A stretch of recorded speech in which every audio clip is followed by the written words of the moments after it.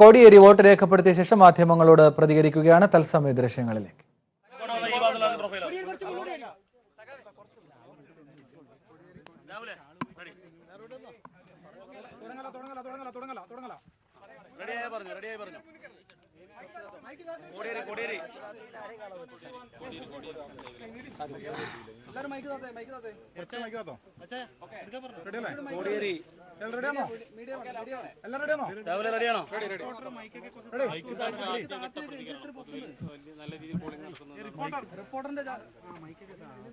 പോളിംഗിന്റെ വർധനവിനനുസരിച്ച് കേരളത്തിൽ ഇത്തവണ ഇടതുപക്ഷ മുന്നണിക്ക് വോട്ടും വർദ്ധിക്കും, സീറ്റും വർദ്ധിക്കും. ഇടതുപക്ഷ ജനാധിപത്യ മുന്നണി ചരിത്ര വിജയം നേടുന്ന ഒരു ഇലക്ഷനായിരിക്കും. 2004 ലോക്സഭാ തെരഞ്ഞെടുപ്പിലാണ് ഇതിനു മുമ്പ് ഇടതുപക്ഷത്തിന് 20-ൽ 18 സീറ്റ് കിട്ടിയത്. അന്ന് പോളിംഗ് ശതമാനം വളരെയേറെ വർദ്ധിച്ചതുകൊണ്ടാണ് LDFന് അത്രയും സീറ്റുകൾ നേടിയെടുക്കാൻ കഴിഞ്ഞത്. അതേ നിലയിലുള്ള ഒരവസ്ഥയിലേക്കാണ് പോളിംഗ് പുരോഗമിച്ചുകൊണ്ടിരിക്കുന്നത് എന്നാണ് സംസ്ഥാനത്തിൻ്റെ എല്ലാ ഭാഗത്തു നിന്നും ലഭിച്ചുകൊണ്ടിരിക്കുന്ന റിപ്പോർട്ട്. അതുകൊണ്ട് തന്നെ LDFന് ഇത്തവണ മുൻകാലങ്ങളിലേക്കാൾ നല്ല സാധ്യതയാണ് എല്ലാ പ്രദേശത്തും ദൃശ്യമായിക്കൊണ്ടിരിക്കുന്നത്. വോട്ടിംഗ് മെഷീനെ കുറിച്ച് വ്യാപകമായ പരാതികളുണ്ട്. പല സ്ഥലത്തും ആളുകൾ തിരിച്ചു പോകുന്നു, വോട്ടെടുപ്പ് നിർത്തിവെക്കേണ്ടി വരുന്നു. ചില സ്ഥലത്ത് പരാതികൾ ചിഹ്നം മാറുന്ന പരാതിയും ഉയർന്നിരിക്കുകയാണ്. കോവളത്ത് ഇലക്ഷൻ കമ്മീഷൻ്റെ ക്രമീകരണം സമ്പൂർണ്ണമായി പാളിയിരിക്കുകയാണ്. ഇവിടെ തന്നെ ഈ ബൂത്തിൽ വന്നപ്പോഴും ആദ്യമായിട്ടാണ് ഇത്രയധികം സമയം ക്യൂ നിൽക്കേണ്ടുന്ന അവസ്ഥ വോട്ടർമാർക്കുണ്ടായത്. ഇത് ക്രമീകരണത്തിൽ വന്നിട്ടുള്ള ഒരു അപാകതയാണ്. ഇതോടൊപ്പം തന്നെ ചില സ്ഥലത്ത് പ്രയോഗിച്ചിട്ടുള്ള വോട്ടിംഗ് യന്ത്രത്തിനകത്ത് BJPയുടെ കേന്ദ്ര ഭരണകക്ഷിക്ക് വോട്ട് പോകുന്നു എന്നുള്ള, ഏതിന് കുത്തിയാലും താമരക്ക് പോകുന്ന യന്ത്രവും വന്നിട്ടുണ്ട്. അപ്പോൾ മോദിയുടെ യന്ത്രം കേരളത്തിലും വന്നു എന്താണ് ഈ തെരഞ്ഞെടുപ്പിൽ സൂചന വന്നിരിക്കുന്നത്. അതുകൊണ്ട് എല്ലാ ബൂത്തുകളിലും വളരെയധികം ജാഗ്രത പാലിക്കേണ്ടതുണ്ട് എന്നുള്ള ഒരു സൂചനയാണ് ഇതിൽ നിന്ന് വരുന്നത്.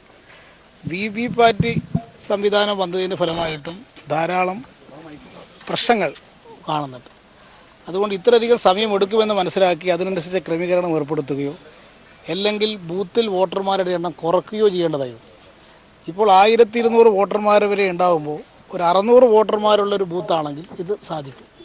ഇപ്പോൾ VVPAT സംവിധാനം വന്ന പശ്ചാത്തലത്തിൽ എല്ലാ സ്ഥലത്തും പോളിംഗ് ബൂത്തുകളുടെ എണ്ണം വർദ്ധിപ്പിക്കേണ്ടതായിരുന്നു. അപ്പോൾ ഇത്രയും സമയമെടുക്കുമെന്ന് മനസ്സിലാക്കാതെ ഇലക്ഷൻ കമ്മീഷൻ സ്വീകരിച്ചിട്ടുള്ള നടപടിയാണ് ഇത്രയധികം പ്രശ്നങ്ങൾ എല്ലാ സ്ഥലത്തും ഉണ്ടാക്കിയത്. അതിൻ്റെ ഫലമായി വലിയ ചൂട് അനുഭവപ്പെടുന്നതുകൊണ്ട് ചിലരെല്ലാം ക്യൂവിൽ വളരെയധികം നിൽക്കുന്ന സമയത്ത് കുഴഞ്ഞു വീഴുന്നു മരിക്കുന്നു. ചൊക്ലിയിലൊരു വോട്ടർ തന്നെ ക്യൂവിൽ നിന്ന് മരിച്ച സംഭവം ഉണ്ടായി. അപ്പോൾ ഇങ്ങനെയുള്ള സംഭവങ്ങൾ ഒഴിവാക്കാൻ കഴിയുമായിരുന്നു എന്നുള്ളത് ഇലക്ഷൻ കമ്മീഷൻ നേരത്തെ എടുക്കേണ്ടുന്നൊരു സമീപനമായിരുന്നു. അതോടൊപ്പം തന്നെ പല സ്ഥലത്തും ആളുകൾ ഇന്ന് 6 മണിക്ക് തന്നെ പോൾ ചെയ്ത് തീരാൻ സാധ്യതയില്ല. അതുകൊണ്ട് വൈകുന്നേരം എത്തുന്ന എല്ലാ വോട്ടർമാർക്കും പോൾ ചെയ്ത് കഴിയുന്നത് വരെ സംവിധാനം ഉണ്ടാക്കാൻ ഇലക്ഷൻ കമ്മീഷൻ പ്രത്യേകം ഇടപെടണം. 6 മണിക്ക് മുമ്പ് ക്യൂവിലെത്തിയിട്ടുള്ള എല്ലാ വോട്ടർമാർക്കും പോൾ ചെയ്യാനുള്ള അവകാശമുണ്ട്. ആ അവകാശം ഉറപ്പുവരുത്താനുള്ള ക്രമീകരണം എല്ലാ ബൂത്തുകളിലും ഉണ്ടാക്കണം. ഈ ബൂത്തുകളിൽ പല സ്ഥലത്തും ഈ വളരെയധികം ചൂട് അനുഭവപ്പെടുന്നതുകൊണ്ട് അതിനുള്ള ക്രമീകരണവും ബൂത്തുകളിൽ ഉണ്ടാക്കേണ്ടതായിരുന്നു. അത്തരമൊരു ക്രമീകരണവും ഉണ്ടാക്കിയതായിട്ട് കാണുന്നില്ല. ഇത് ഇലക്ഷൻ കമ്മീഷൻ്റെ ഭാഗത്തുണ്ടായിട്ടുള്ള വലിയ അപാകതയാണെന്നാണ് ചൂണ്ടിക്കാണിക്കാനുള്ളത്. ഈ രാഷ്ട്രീയത്തിന് ശേഷം അക്രമങ്ങൾ നടക്കും എന്നൊരു വ്യാപകമായ ആശങ്ക പൊതുവിൽ രാഷ്ട്രീയ നേതാക്കന്മാരും മറ്റും പ്രകടിപ്പിച്ചു. മാത്രമല്ല UDF സ്ഥാനാർത്ഥികൾക്കെതിരെ കേസിന്റെ കാര്യത്തിലും വലിയ ആക്ഷേപം. അക്രമങ്ങൾ ഈ കഴിഞ്ഞ ദിവസം പോളിംഗിൻ്റെ ഭാഗമായിട്ടുള്ള ഇലക്ഷൻ സമാപന ദിവസം എല്ലാ സ്ഥലത്തും അക്രമങ്ങൾക്ക് മുൻകൈ എടുത്തത് കോൺഗ്രസ്സാണ്. ആസൂത്രിതമായ അക്രമങ്ങളായിരുന്നു കോൺഗ്രസ് പല സ്ഥലത്തും അടിച്ചുവിട്ടിട്ടുള്ളത്. തിരുവനന്തപുരത്ത് അങ്ങനെ ഒരു നാടകം തന്നെ അവർ കളിക്കുന്ന സ്ഥിതിയുണ്ടായി. ആലത്തൂർ മണ്ഡലത്തിലും ബോധപൂർവമായിട്ട് കുഴപ്പമുണ്ടാക്കി സ്ഥാനാർത്ഥിക്കെതിരായിട്ട് ആക്രമണം നടന്നു എന്നുള്ള കള്ളപ്രചാരം ചെയ്യുന്ന സ്ഥിതിയുണ്ടായി.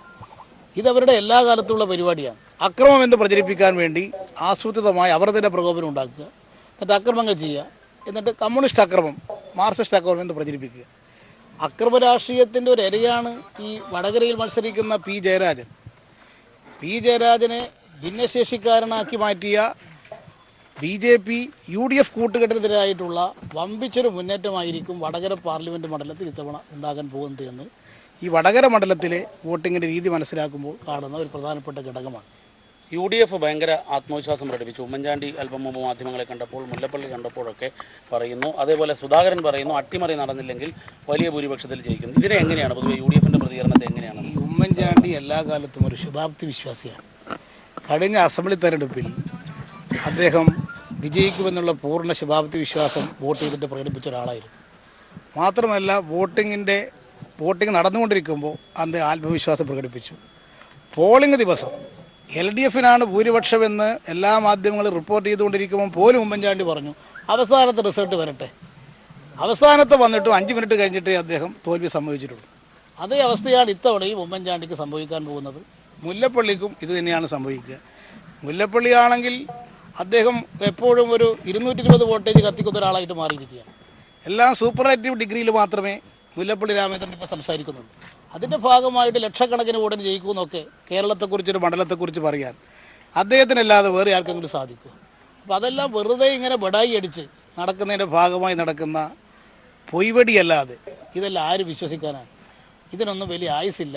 ഏതായാലും 1 മാസം എണ്ണാൻ ബാക്കിയുള്ളത് കൊണ്ട് അത്ര വരെ ഈ പറയുന്ന പ്രചരണങ്ങൾ ഇത്തവണ നിൽക്കും എന്നൊരു ഗുണം ഇത്തവണ കിട്ടും. അതുകൊണ്ട് UDFനും BJPക്കും കനത്ത തിരിച്ചടിയാണ് കിട്ടുക. BJPക്ക് ഇത്തവണയും ഒരു സീറ്റിലും കേരളത്തിൽ വിജയിക്കാൻ പോകുന്നില്ല. എല്ലാ സ്ഥലത്തും BJP ഇത്തവണ 3ാം സ്ഥാനത്തായിരിക്കും. ഒരു സ്ഥലത്തും BJPക്ക് ഇത്തവണ അക്കൗണ്ട് തുറക്കാൻ കേരളത്തിൽ സാധിക്കില്ല എന്നുള്ളതാണ് ഈ പോളിങ്ങിൻ്റെ രീതി വ്യക്തമാക്കുന്നത്. ഇന്നലത്തോടുകൂടി എല്ലാ മണ്ഡലങ്ങളിലും ഇടതുപക്ഷ മുന്നണി മുൻകൈ നേടി കഴിഞ്ഞിട്ടുണ്ട്. അതുകൊണ്ടാണ് ഈ 2004 ഞങ്ങൾക്ക് 20-ൽ 18 കിട്ടിയത്. ചിലപ്പോൾ ഇത്തവണ ഒന്നുകൂടി കൂടിയെന്ന് വരും. അതാണ് ഇത്തവണ ചരിത്ര വിജയത്തിലേക്ക് LDF എത്തുമെന്നുള്ളതിൻ്റെ സൂചനയാണ് പുറത്തു വന്നിട്ടുള്ളത്. ഏതാ സീറ്റ് എന്ന് ഞാൻ പറയുന്നില്ല. ഏതായാലും ചില അത്ഭുതങ്ങൾ ഇത്തവണ ഉണ്ടാകും എന്നത് വ്യക്തമാണ്. അതിൻ്റെ സൂചനകളും ഇപ്പോൾ ഇലക്ഷൻ്റെ ഭാഗമായിട്ടും പോളിംഗ് ദിവസവും പ്രകടമായി പുറത്തു വന്നിട്ടുണ്ട്. അതുകൊണ്ട് ഞങ്ങൾ പൂർണ്ണമായ ആത്മവിശ്വാസത്തിലാണ് ഇടതുപക്ഷ പ്രവർത്തകന്മാരുള്ളത്. ഇനി ഓരോ വോട്ടും ബൂത്തിലേക്ക് എത്തി വോട്ട് ചെയ്യിപ്പിക്കാനുള്ള ശ്രമം നടത്തുക. എന്ത് വെയിലുണ്ടായാലും ഇടിയുണ്ടായാലും മഴയുണ്ടായാലും ഒരു വോട്ട് പോലും ഒഴിവാക്കാൻ പാടില്ല. പോളിംഗ് ശതമാനം വർദ്ധിക്കുന്നതനുസരിച്ചായിരിക്കും ഇടതുപക്ഷത്തിൻ്റെ സീറ്റും വോട്ടും വർദ്ധിക്കാൻ പോകുന്നത്.